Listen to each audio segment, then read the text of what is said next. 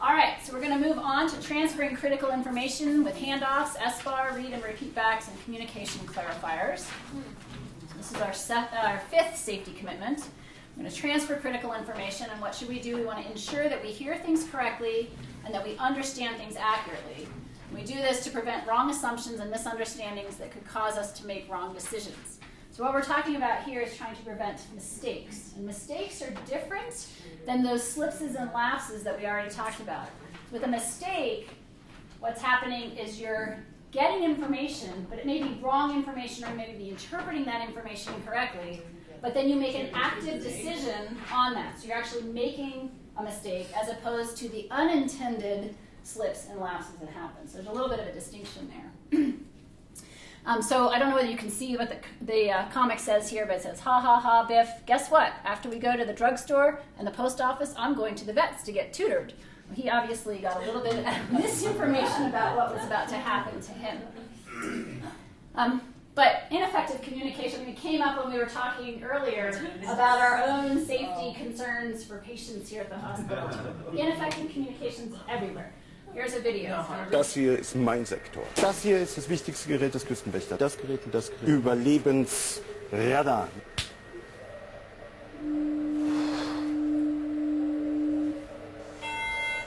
Mayday, mayday. Hello, can you hear us? Can you hear us? Can you... Over. We are sinking. We are sinking. Hello? This is the German Coast Guard. We are sinking. We're sinking. What are you thinking about?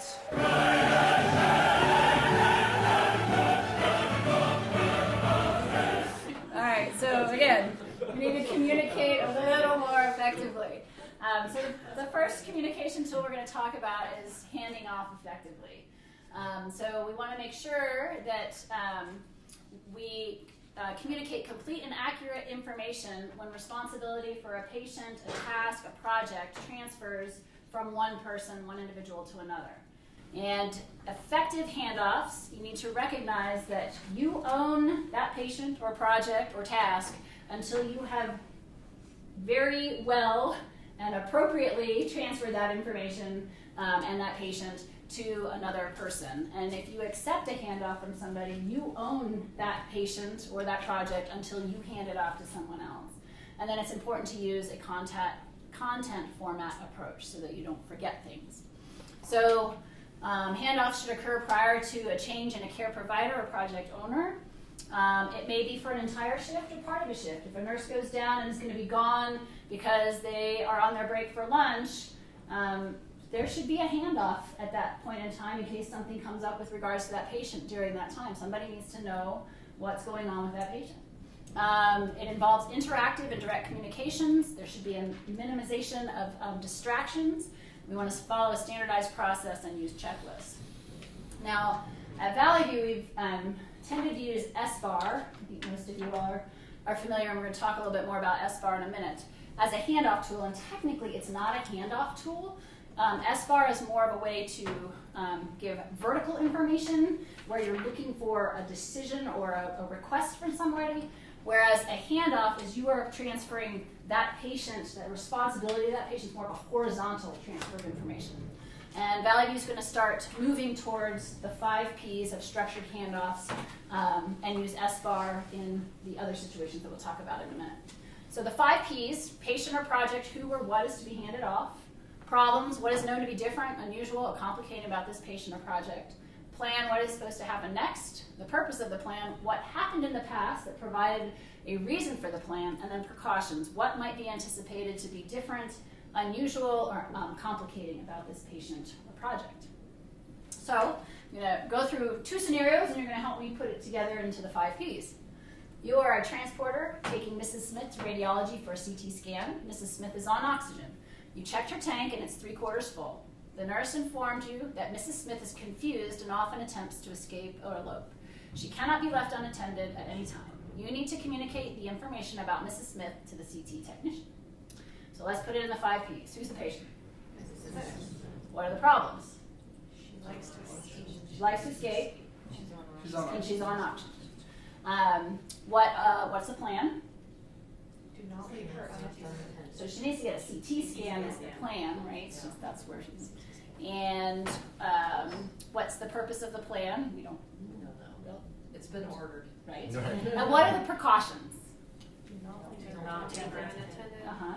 Keep her on oxygen. Right. So might think about, well, how big is this tank and 3/4? How backed up are we in radiology? You know, is it possible that she could run out of oxygen and you're the only person? And how are you going to keep her? How are you going to make sure that she's not left alone, but you need to get more oxygen? And then you've installed a sterilizer in the department. The sterilizer is ready to use, except that you have not yet entered in the timings for the sterilizer cycles. You want the department to put in the settings that their policies require before using the machine. The project? Put in the settings. Install sterilizer. Install a new sterilizer. Problems? Hasn't been set No up settings yet. The plan? Put the settings in according to the policies of that department. The purpose? Sterilize. And the precautions? Don't let anybody use it.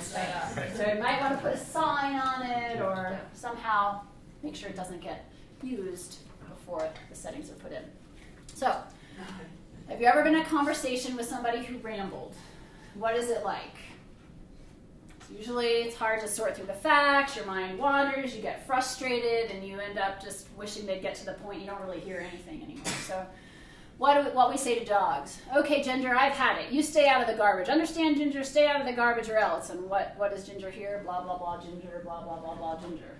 So we need to make sure that when we're transferring information, we transfer accurately, but what's pertinent, and not a whole bunch of extraneous things where we get lost and then don't know what we're trying to figure out. So this is where we're going to want to use SBAR. And SBAR is, like I said, more of a tool to be used as a communication tool when a decision is needed. So we have situation, background, assessment, and recommendations. The situation, what is the situation, patient, or project? The background, what is important to communicate, include problems and precautions. Assessment, what is my assessment of the situation, problems, and precautions? And then recommendation, what is my recommendation, request, or plan? So an example of these, so an RN uses 5 Ps at shift change with another RN. She's transferring the whole patient to another person. An IT help desk staff uses SBAR to communicate trend of EMR issues identified in the last 24 hours. And then an RN uses SBAR when phoning a physician at 2 a.m. to discuss a change in a patient's condition. This is when we really want to get that succinct information so I can make a decision. The nurse is asking me a question because something has changed. Do I need to do something different? So let's put SBAR put this situation into SBAR. You noticed a suspicious individual in your department. He is a young man with brown hair wearing a green jacket. He has no hospital or visitor identification on his person. When you approach him, he walked quickly to the north stairwell. You think security should investigate. So situation? Suspicious person. Right. Background? No ID. Brown hair, green jacket. Right. Okay. The details of it. The assessment? I'm concerned. Right. And recommendation? Security. To investigate. Right. You want them to investigate. Okay. All right. Any questions about the difference between 5-piece handoffs and SBAR as a vertical? Yeah. I just want to say, I think SBAR is one of the most important communication tools we've instituted around here. It really makes a difference. It does. To me as a physician, and I get kind of prickly about it now. It's like, wait a minute, start over, give it to me in SBAR. Right. And I think part of the difference between I think physicians are trained to hone in, I need the pertinent information, I need it in this order, and I think that nurses tend to be a lot more narrative, and they want us to hear the whole story, because that's what they're living at the moment, they're with the patient the whole time, or a lot more of the time, and we're kind of like, I just need the stuff that I need in order to make, what are you asking me?